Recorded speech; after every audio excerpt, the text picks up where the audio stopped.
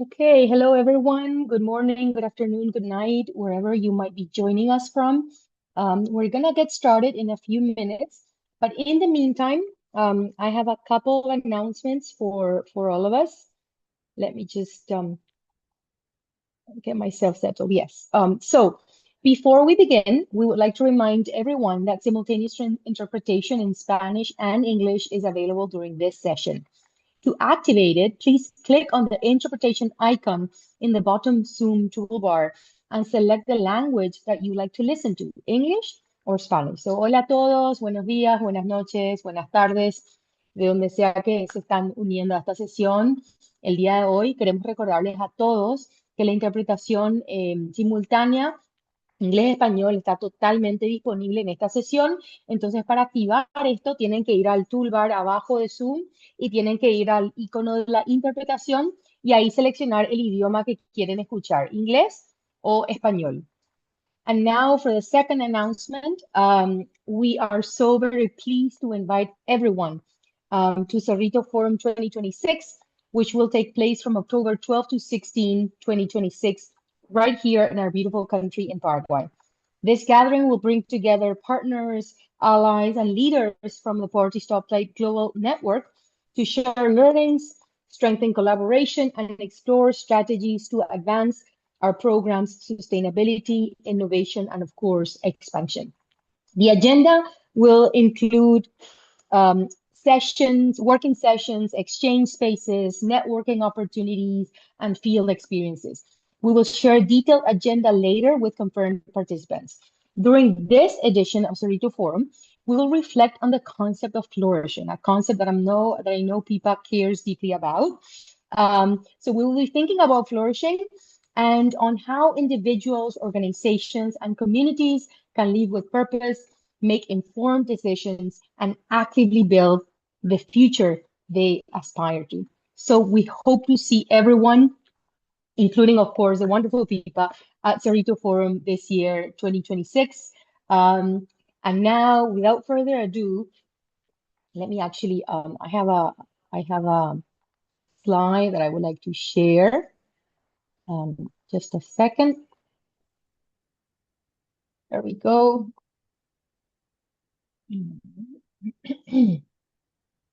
So, is that better, Wendy? Yeah, I think so. Yes. There we go.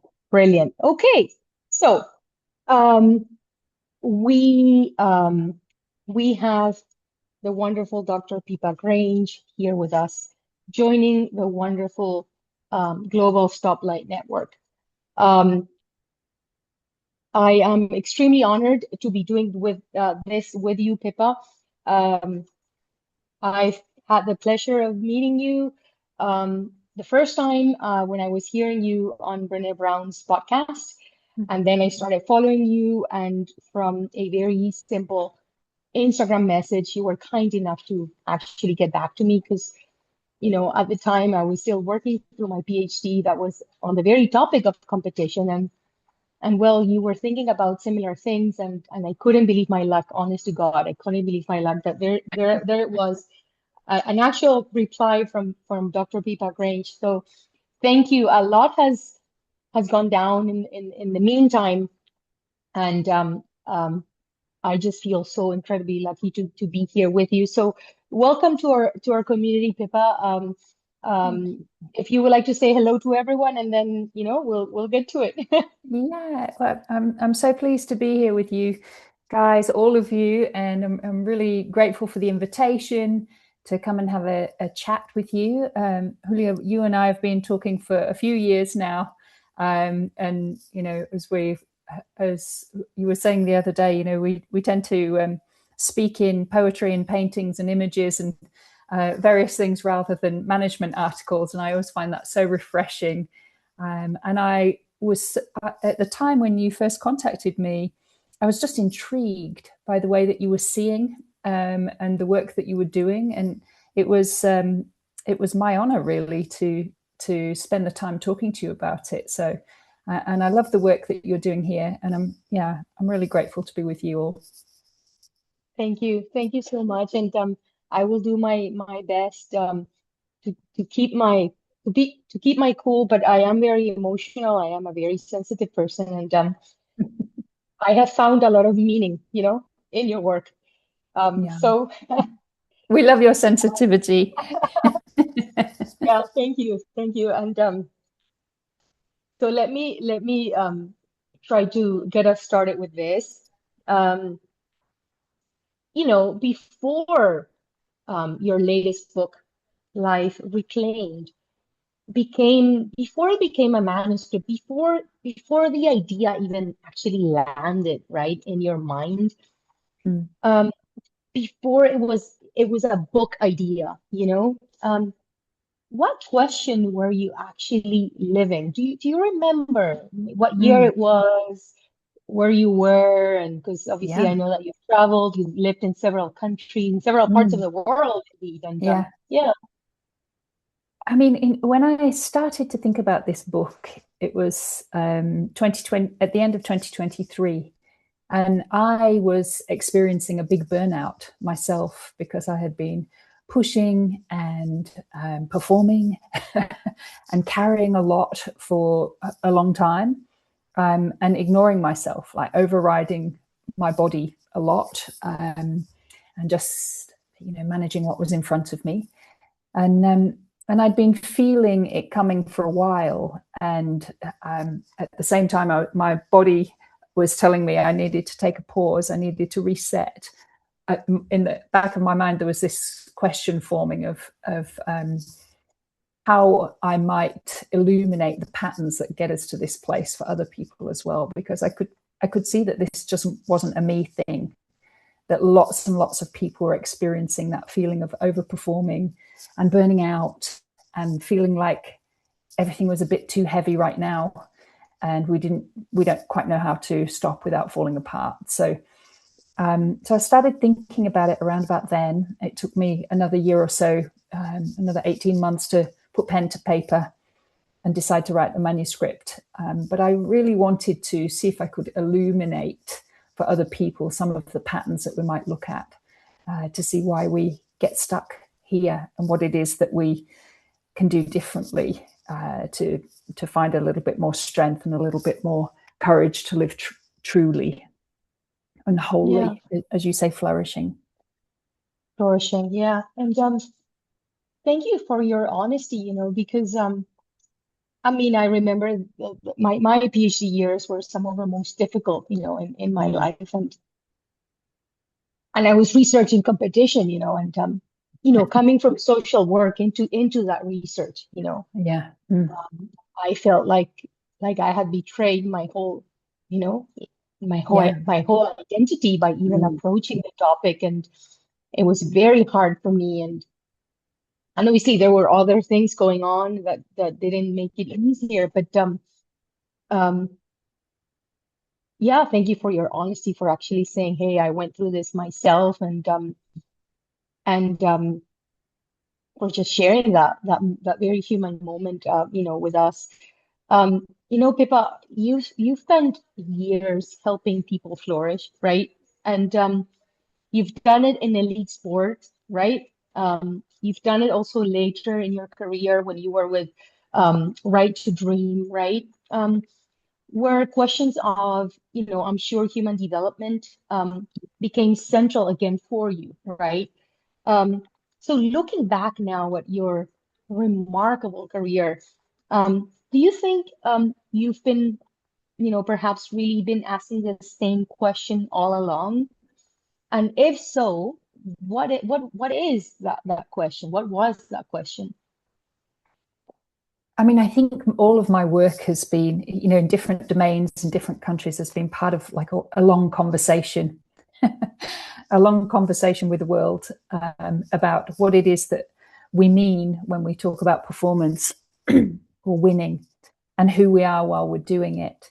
And I guess a central thread for me has always been, how do we stay whole while we're doing the things that make us passionate, while we're striving, while we're pushing?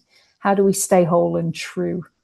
And I think that's shown up for me in lots of different places, whether it's working on human development and education, in communities across West Africa, whether it's been in elite sport with, the England football team or New Zealand rugby or whomever else, is working the same way. I'm asking the same question, really. When people feel passionate about something and they need to find courage and self-acceptance, how can they do that and stay whole so that they don't have to reduce themselves into compartments and into rigid structures and actually lose the joy, lose the thriving while they do that? So I think that's a question I've always been in conversation with the world about.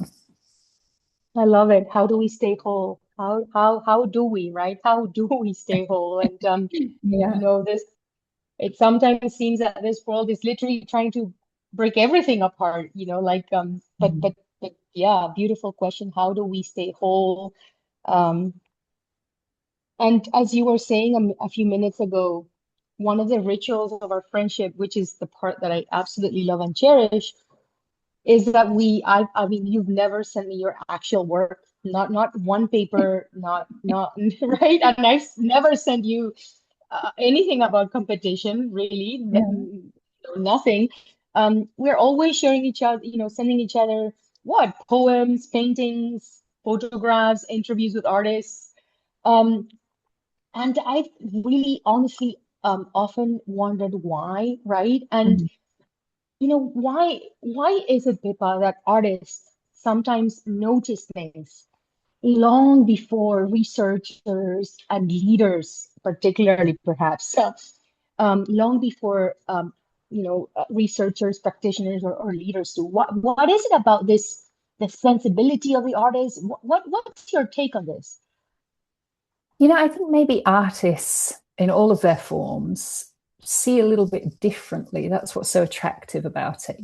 There's a concept in art, pentimento, which basically means pentimento is the sort of ghostly image of the painting that was there before the new painting. So back when you couldn't just go get a new sheet of paper to paint on, or a new canvas to paint on, you would have to paint over an old one.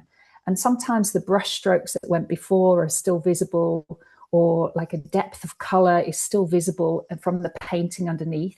And I think to me, that sort of seems more like a practice. It seems less fixed and more like a practice. And I like that about the way that artists work. All sorts of artists work like that. It's always a moving piece, a practice rather than a finished product, for a very, very long time.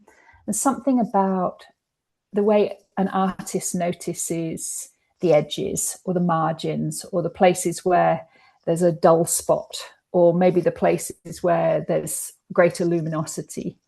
And I like that. I think sometimes when we're working in more traditional sort of management or leadership training and development, it can become a little bit narrow. It can be a drive towards a fixed outcome, an end point. And we lose those edges and margins and luminosities and dull spots and the movement of something, the process of something. We lose the brush strokes of what went before when we look for the next greatest thing.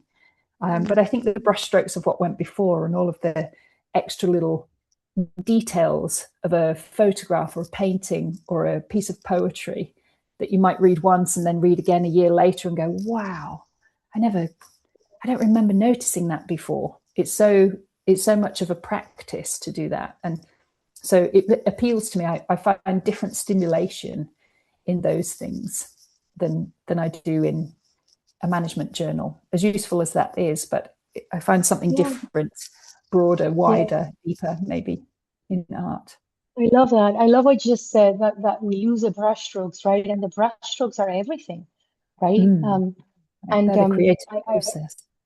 yeah, and I when you were talking, I was thinking back to the great, you know, I was thinking, well, actually, two people. I was thinking back to the great David Hockney, which of course passed away recently, Mm-hmm.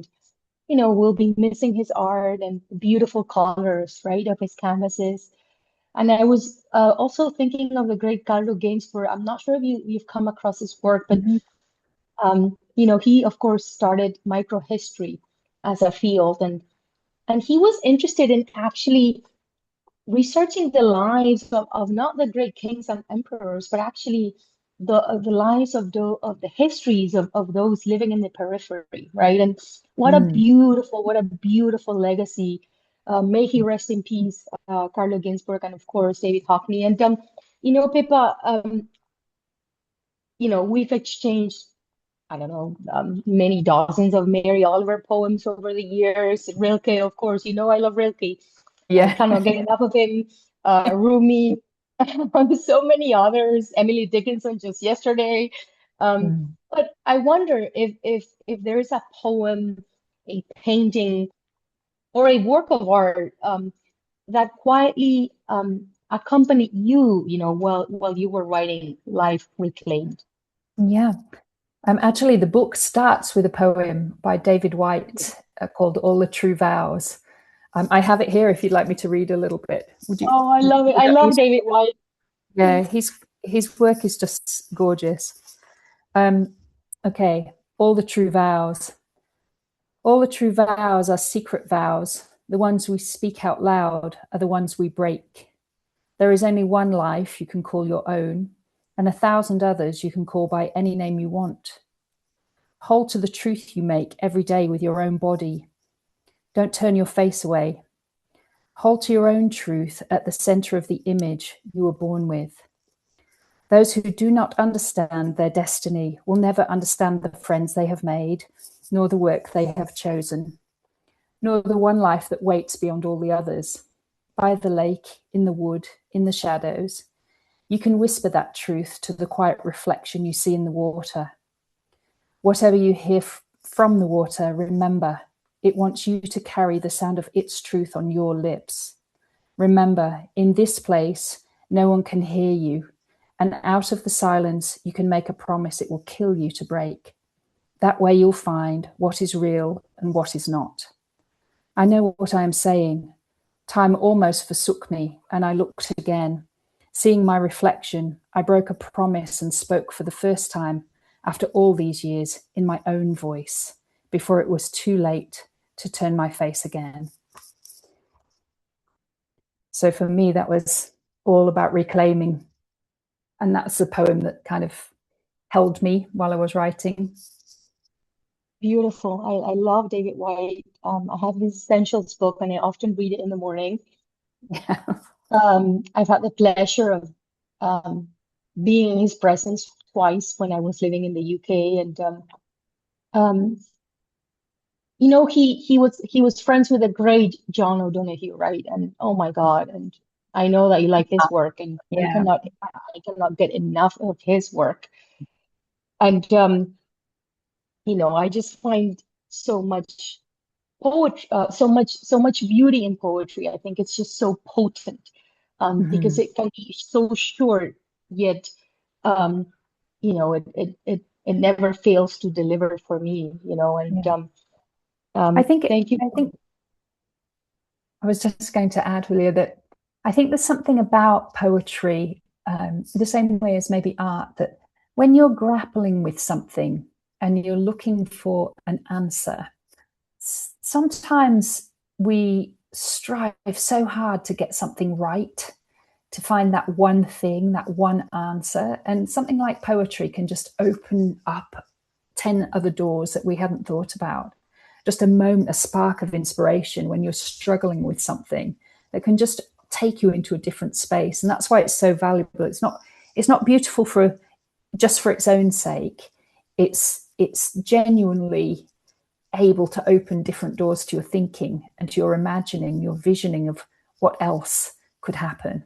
And I think that's why it's so useful when we're thinking about what it is to live your own life or reclaim your life in some way. That is those different ways of looking, ways of seeing are so potent. Ways of seeing, and it reminds me again of the little beautiful book, right?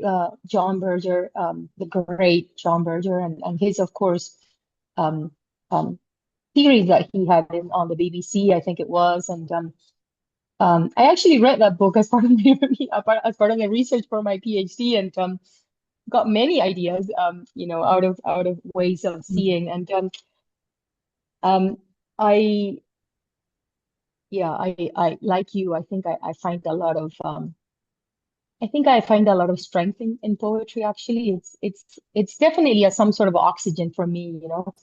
Um, and I remember a few years ago when I sent you that beautiful book that, of course, had the great Maria Popova involved, The Snail with the Right Heart, right? Mm. Remember that beauty, that thing of beauty. And I read this story, right? And I could not stop thinking about it, right? A true story, right? And it just reminded me that what seems impossible in one way of seeing can become entirely natural, right?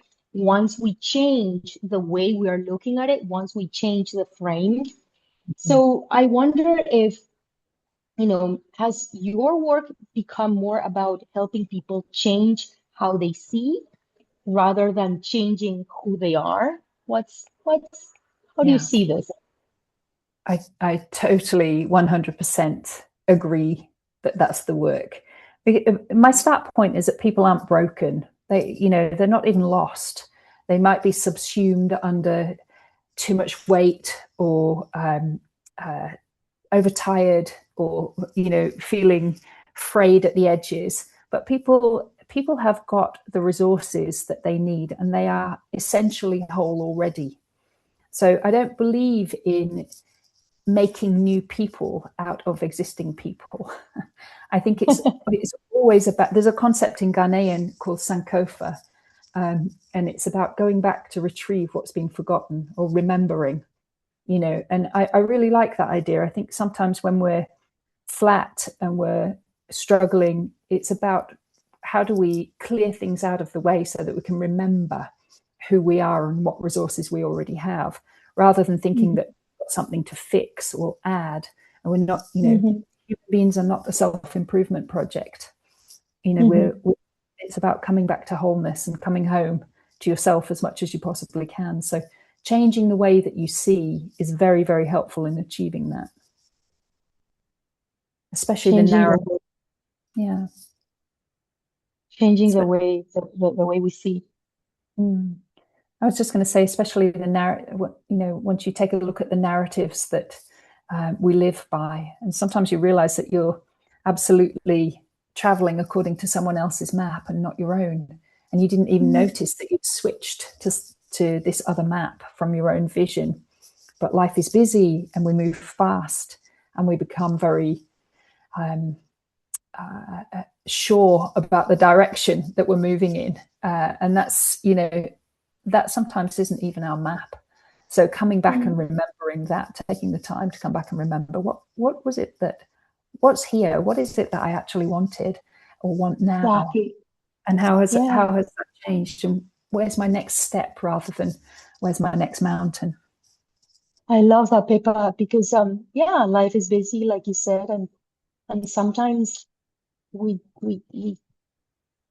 and sometimes we get busy in the busyness, right? And it's really Mhm. hard to stop, and sometimes it takes a real crisis, unfortunately, for us to stop and think and take a step back and actually learn how to enjoy the silence, right? Mhm. The Mhm. step and I have this poem in front of me by the great Rumi, of course, and I love this. And he says, inside this river, right? Inside this river, there is a moon, which is not a reflection. From the river bottom, the moon speaks. I travel in continuous conversation with the river as it goes. Whatever is above and seemingly outside of this river is actually in it. Merge with it, in here or out there, as you please. This is the river of rivers and the beautiful silence of endless talking. Mm. And Rilke also speaks a lot about finding finding peace in our silence, right? Mhm. And I think there's a lot of value in, as it turns out, in enjoying our silences, right? And Yeah. and so thank you Thank you so much for that, because it is a great reminder that, and you've worked with top athletes, right? You must be feeling very proud, in fact, today, because last night, England did very well. You must be feeling Yeah. very proud. And but yeah, the importance of, yeah, reclaiming, right? Yeah. Reclaiming. Another term I use throughout the book is regenerating, what is regenerative.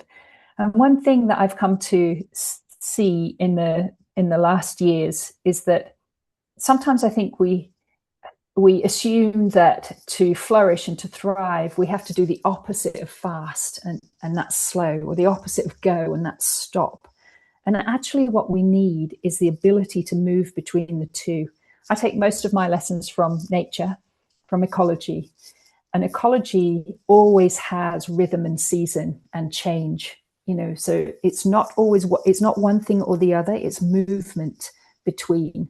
And that's what I think we've lost a little bit in modern life, the ability to diversify our slowness and our intensity, the ability to diversify our silence and our talking.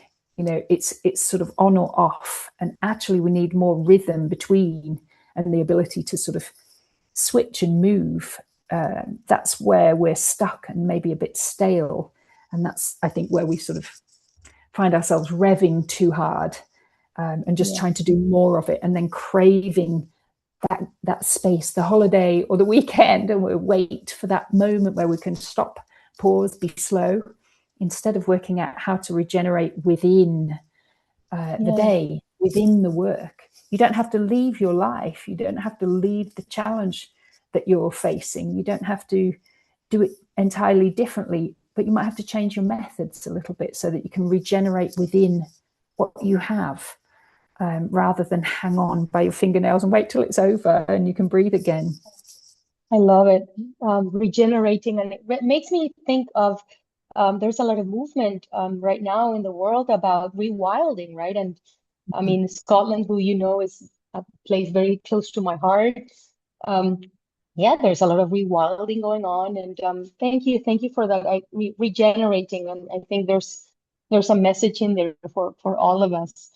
Um, Pippa, towards the end of the writing of my PhD thesis, I came to you with really what felt at the time like a mountain of ideas, and you were very patient. You even read what I sent you, and I remember we went online, and there was one piece of advice that you gave me, and you said, or you suggested, right, that I find the moment of understanding, and I remember this because I wrote it down, right, and you said find the moments of understanding, and eventually my thesis became 7 moments of understanding, and I don't think I've ever publicly thanked you for that. So thank you so much, because you actually made me change my entire thesis. But where do you think that idea came from? The idea of finding the moments of understanding.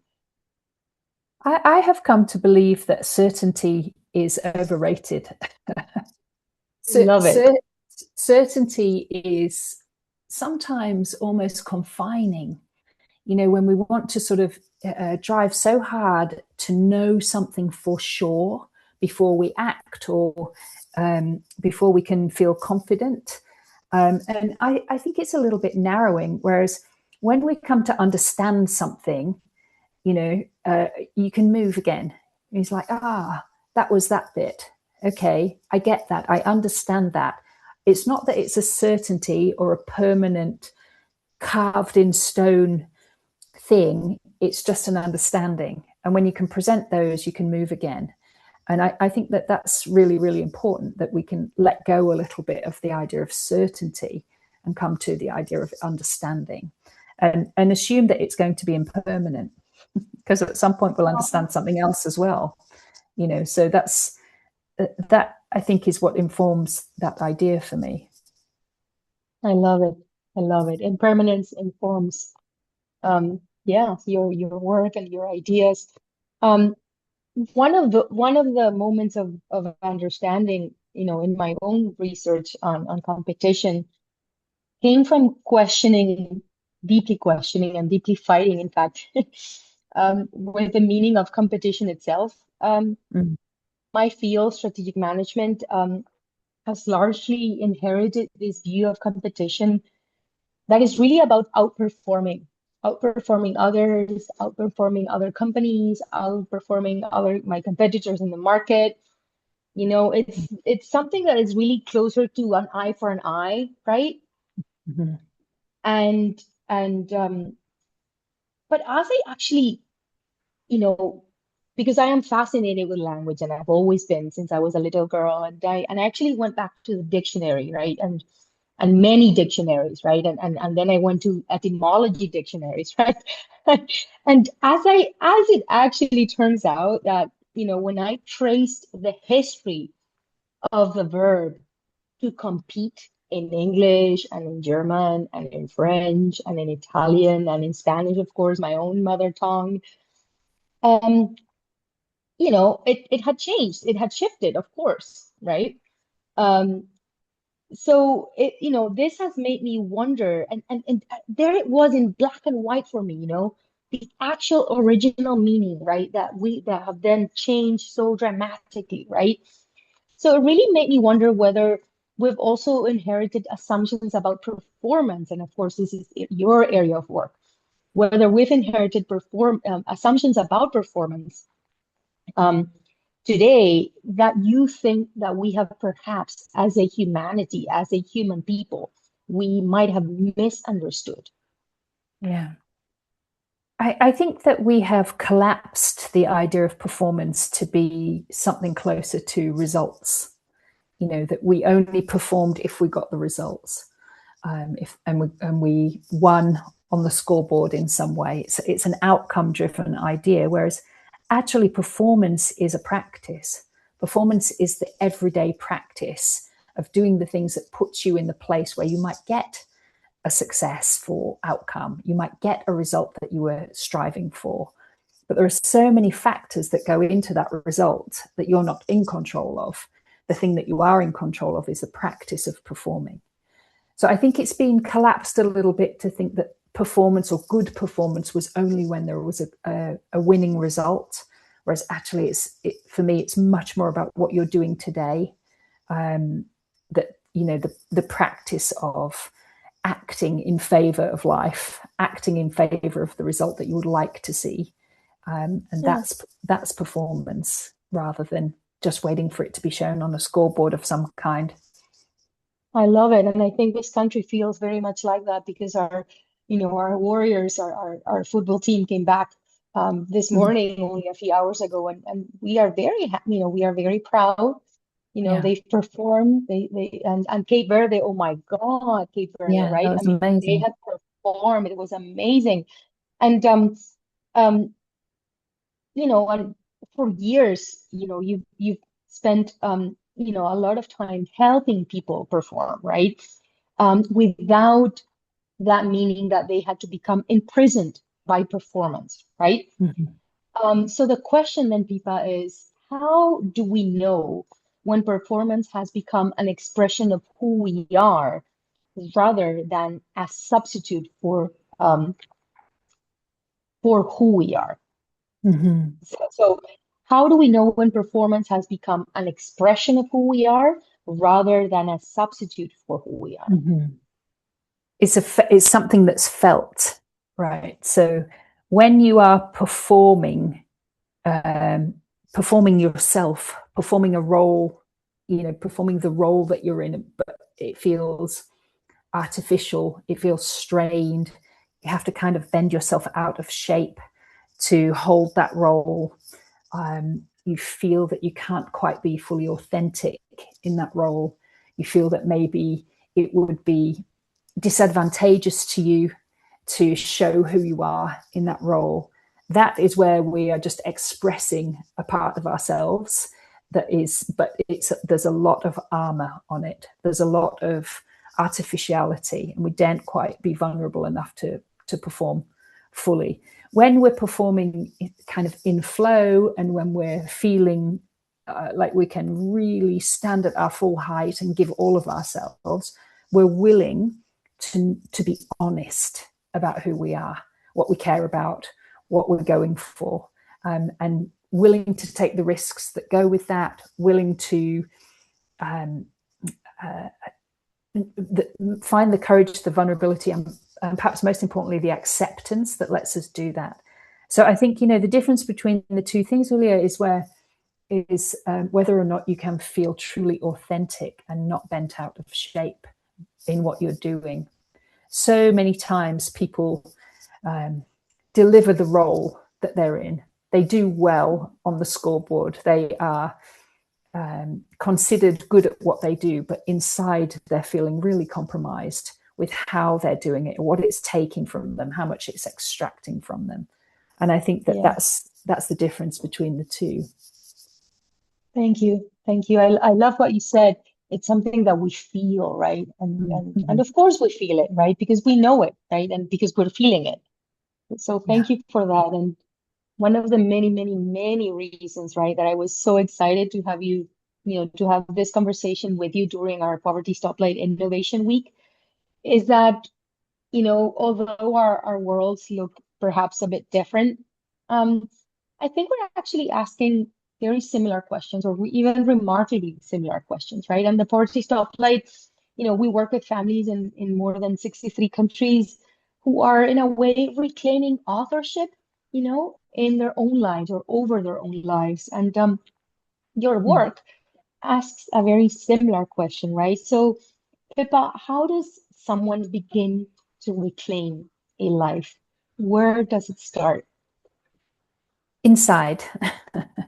It's because we can't always control the conditions that we find ourselves in, or the conditions around us, the sets of circumstances, are things that sometimes we can't control and sometimes takes longer for us to be able to address. But what we can deal with today, right now, is the inner landscape.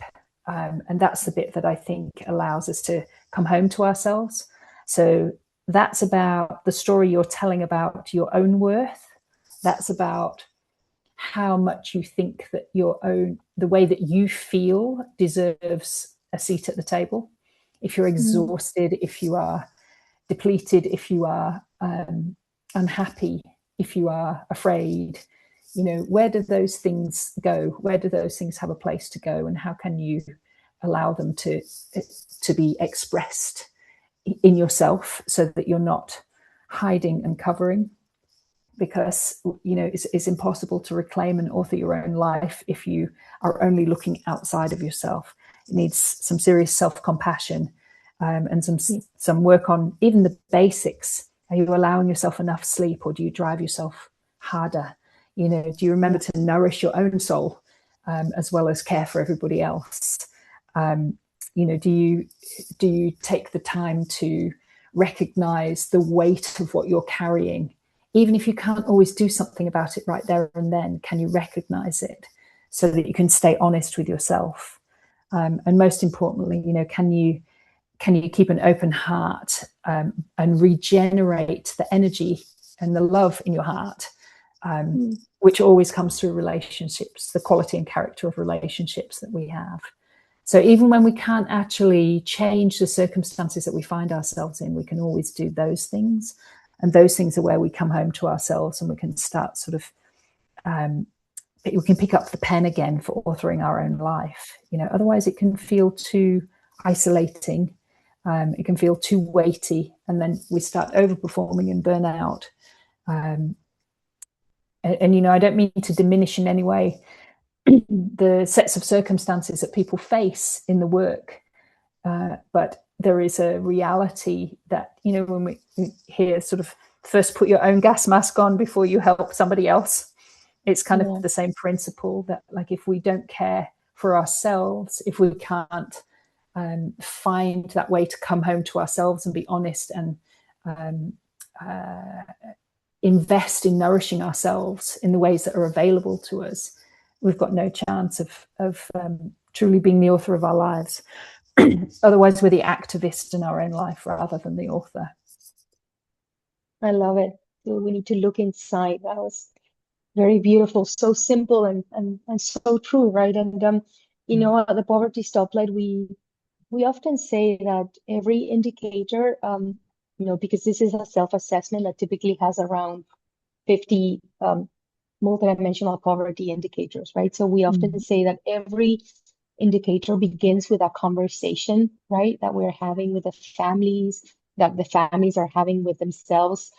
And the data, right, that the families are giving us, the data matter because people matter, right? Because the Mm. families matter, right? Mhm. And every meaningful conversation begins, you know, with paying attention, right? With listening and with Mm. paying attention. And it reminds me of the work of the genius Simone Weil, whom I admire so deeply, right? And it was her idea. She actually said, attention is the rarest and purest form of generosity. Oh my God, right? Yeah. Attention is the rarest and purest form of generosity.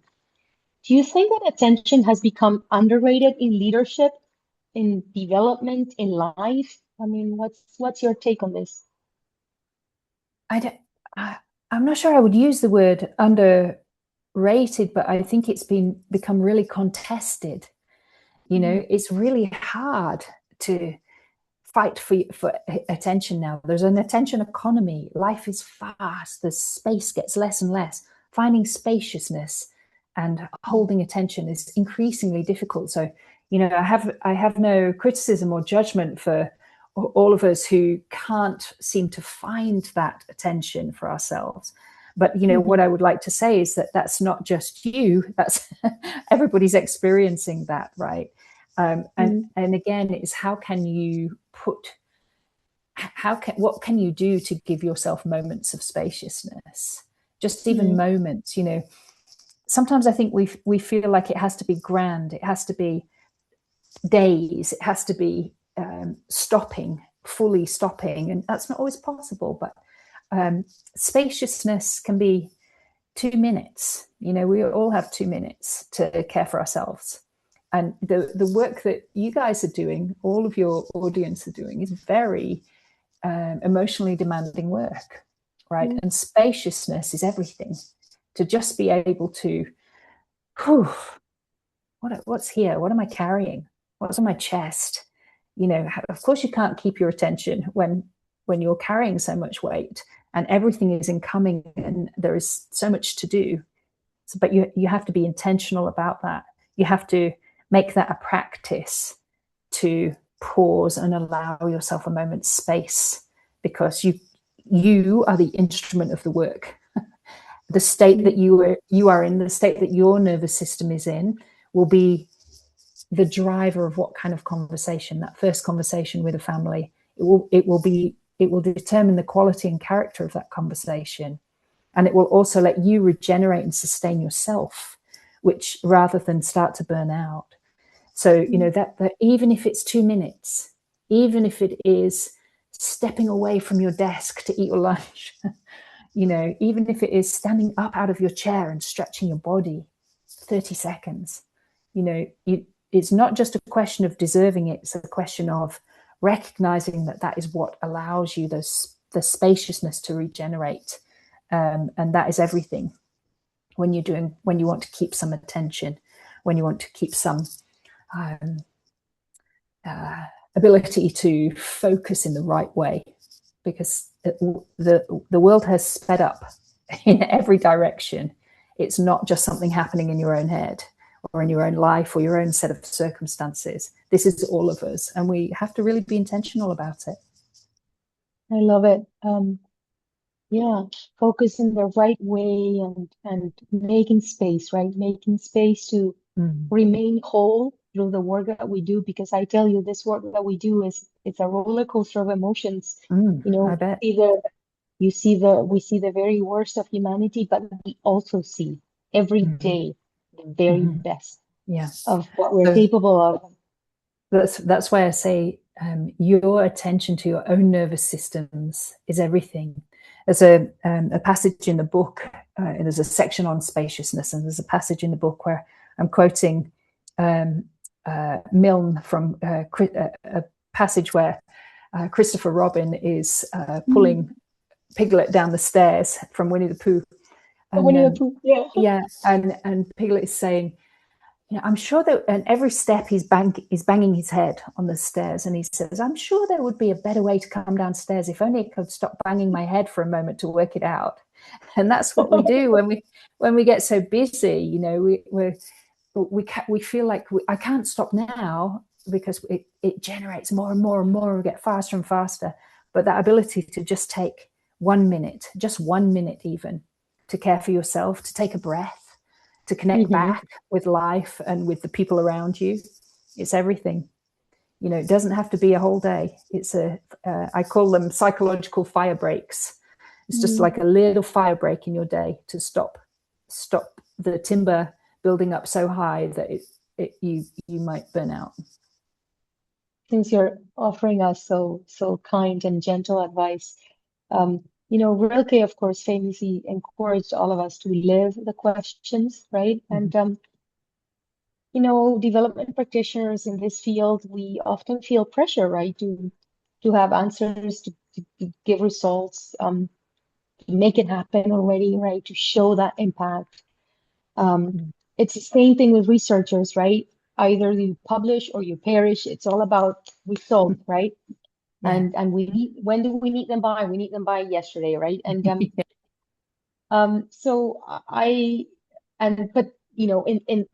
amongst all of these things, Rilke was saying, live the questions, right? Yeah. Take the time to, maybe it's not about getting to the answer, it's about living the questions, right? So I wonder, Pippa, have you learned to trust the questions? What is like for you? What I would say is that I still really like answers, but I just don't assume that they're permanent. That's my way of living the question. Like the question is the richer part. The question is the inspiration, not the answer. The answer's a fleeting firework moment, and then we move again. So, I do trust the questions. I do trust the questions. Sometimes the questions become, in my mind, they become tiring. I have so many questions, and sometimes I have to put some questions down and just pause for a moment. But actually, as much as I like answers, they're never permanent. I assume that answers and certainty are fickle. They'll pass quickly, right. But the questions remain alive. Beautiful. Before we open up to questions from the audience,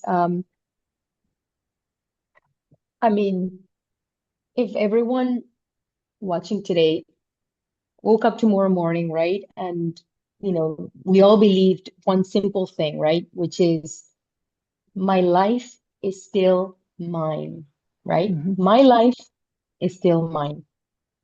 What do you think becomes possible then, Pippa, for all of us? For each of us, all of us? Two things. First, acceptance, self-acceptance, that the conditions that you're in today are where you find yourself, but not who you are. So, that's, I think that acceptance lets you keep taking another step. So critical. But the other thing is, it's kind of a made up word. It may be really hard to translate. I'm sorry, but it's, I think when you feel like your life is your own, you can, the word I use is aliving. You can fully live that day when you feel like your life is your own. You can find the most alive thing in that day. Find the most, that doesn't always mean the most pleasant thing, but the most alive thing, the richest, most alive thing in that day when you believe your life is your own. And I think that that's so important, those two things. Self-acceptance that allows the gentleness and the courage and the willingness to keep stepping because you're not the conditions that you find yourself in. And then aliveness, so that you can fully live into it each day. I love it. Aliving for aliveness, and we are not the condition that we find ourselves in. No. Self-acceptance. Yeah. Thank you so much. That's beautiful, and I don't want to cry, and I promise that I wouldn't. But we do have questions, of course, from the audience.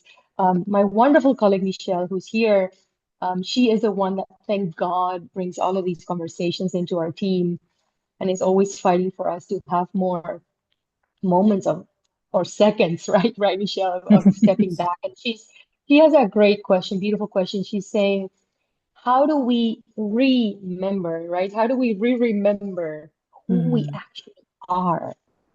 So what do you say to Michelle, Pippa? Oh, Michelle, please come in. Can you hear me? Yeah, I can hear you. Really nice to meet you, Pippa. It's a pleasure. I wanted to add another question as to how do we love in action, so to speak, because we talk a lot about doing things out of love, but then nobody practices that. So how do we do that and other things you recommended for us today in a realistic way in our everyday life? Michelle, I think the most important thing to say is, as a reframe of what I said earlier, that it starts with you. It starts not in the effort you give towards loving other people or the efforts into the world. It starts with you being able to give yourself that care, that love, that nourishment. It's your oxygen mask on first, right? That's the bit that we don't do enough of. Especially when you have a passionate heart now, you're an activist, you're working on important things in the world, you give so much out and never fill the tank for yourself, right? So this is the bit that I would encourage everybody to just be willing to just do a little bit. If we want to sort of remember who we are, and if we want to have love in action, it starts with your inner landscape, because when your inside matches your outside, Gandhi said that much more elegantly than I did. When your inner world and your outer world connect fully, that's where both your resilience and your courage really live. When you are just giving it all out, you're just depleting the tank, and eventually you burn up, right? So you have to have a little bit from others and let that in, but mostly from yourself too. My gosh. Thank you. So much beauty. We have someone from Toulouse, France. Please do come in. We can hear you. Hi, Arvind. Hi. Thank you, Julia, and thank you, Pippa. Your topic brought back a lot of memories of what I went through. I understand overperforming. It's just that, coming from the Indian culture, which I come from, where everybody's overperforming, it didn't sound as if it was a problem. It sounded as if I was doing well. Yeah, and so I took exactly. time to understand where the problem was. My actual question is, where is the link to that over dependence on technology, which I seem to have missed out. Maybe I blanked out sometime. No, we didn't quite get to that yet. You're right. I mean, but yeah, that I think there's two things I want to say about technology, right? Technology can be, if I'm thinking about AI and AI companions as one piece, right? It can be a substitute, but it's a poor substitute for company, for relationship, for the sort of felt experience of friendship. And it's like a superficial cover for what is essentially really a loneliness. And I think that we've got to be so mindful that we keep humans at the front and center of our relational life, not AI. But the other thing to say about over-reliance on or over-dependence on technology is that, the thing about AI is it can go much quicker than us. We need time to percolate and metabolize things. We see nuances and we feel things. And we've got to remember to do, in an age of technology, to get really good at doing human and not try and keep up with technology and be like technology. And, you know, my emphasis is on what makes us most human.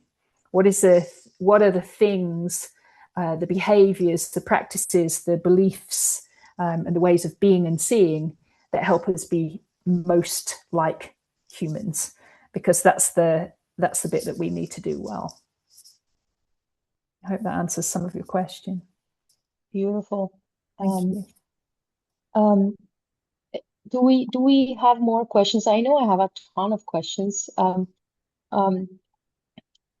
I was wondering, in fact, Pippa, I wonder, is this still anything that you are reclaiming in your life? You know, you've had such a rich life, many accomplishments, my God, many wins for sure, periods where I'm sure you were also exploring. Is there anything that you are still reclaiming? Yeah, so many things. Everything I've talked about is a practice for me too. You know, I definitely don't sit to the side as some kind of guru who's got all of this figured out. This is all life practice for me too. So, you know, I'm still reclaiming my ability to care for myself first, to nourish so that I fill my own tank before I give too much out. I'm still reclaiming trust that it's okay not to be certain. I'm still reclaiming space and the right to author my own life, especially when people see that, you know, they might look at me and see a particular avatar of me and what they think I am. And I need to keep reclaiming what my version of me is in the middle of that. So, yeah, I'm doing the same as all of you guys all the time. You know, if I had one wish for today is something that I know my colleague Michelle will love, is if you were to, by, you know, nothing short of a miracle, join us for Cerrito Forum this year.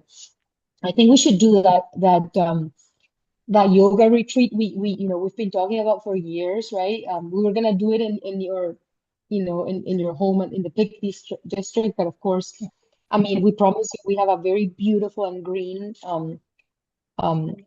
agricultural school where it could also work, right, Michelle? Maybe we could do it then, and yeah, because honestly, I hear you. I think I often think of the work that we do as something that you have said yourself. It's hard work, right? Because it's hard you work, know, yeah. we cannot separate the heart from the mind and the mind from the heart. Thank God, right? Thank God we are not an AI, right? Yeah. Thank God we're actually, you know, human beings, fragile, imperfect, limited. I mean, thank God, right? Because it enables the miracle of life. And like the great Mary Oliver, you know, said, what are we going to do with this precious, you know, one life that we get, right? What are we going to do? And then, you know, at the Poverty Stoplight, we get, you know, we have the privilege of walking hand in hand with families that honestly, yeah, you know, they need they us. really need it. They need it. And we need them. Yeah, you need them, they need you, and you need each other. So, you know, it's important that self-nourishment is so critical in this, you know, because that's what this is why I use the words reclaim. The word reclaim actually means, etymologically, it means to call a hawk back to the glove, you know, to come home, to call the hawk home. And it is about coming home to yourself, and regenerate, which means don't run out. Do it in a way that means that you can renew. There is more, you know, rather than just expect endless effort from yourselves, because that doesn't work. So yeah. I love There's it. lots of opportunity. There's lots of opportunity to do that in a way that feels regenerative. Thank you. And I love that, you know, it's coming back to ourselves, nourishing ourselves. It's so important for all of us working in development, especially, I mean, always, but you know, last year was a very difficult year, and you know, we're still rebuilding. And I would like to close this session with a poem by the great Mary Oliver that is extremely close to my heart. And it always makes me remember what you were saying. We can only give of ourselves to others when we are also giving ourselves to ourselves. Right. Pippa, I cannot, I honestly thank you from the bottom of my heart. We've been having this private conversation for years, and now we've had one in the open, and I really do appreciate you, every fiber of your being. I Thank you really so do much. appreciate it. And you too. And this is, I will try not to break down, but let me try to do this. This is, of course, The Journey by Mary Oliver. One day you finally knew what you had to do and begun, though the voices around you kept shouting their bad advice, though the whole house began to tremble, and you felt the old tug at your ankles. Mend my life, each voice cried, but you didn't stop. You knew what you had to do, though the wind pried with its stiff fingers at the very foundations, though their melancholy was terrible. It was already late enough on a wild night, and the road full of fallen branches and stones. But little by little, as you left their voices behind, the stars began to burn through the sheets of clouds, and there was a new voice, which you slowly recognized as your own, that kept you company as you strode deeper and deeper into the world, determined to do the only thing you could do, determined to save the only life you could save. Thank you, Pippa. I appreciate you deeply. Thank you from the Thank bottom you of my for heart. letting me join your community. It's wonderful. And I hope I see you guys again. Thank you. Yes, we hope so too. Gracias. Thank you. Bye-bye. Thank you, everyone. Thank you, Pippa. Bye-bye.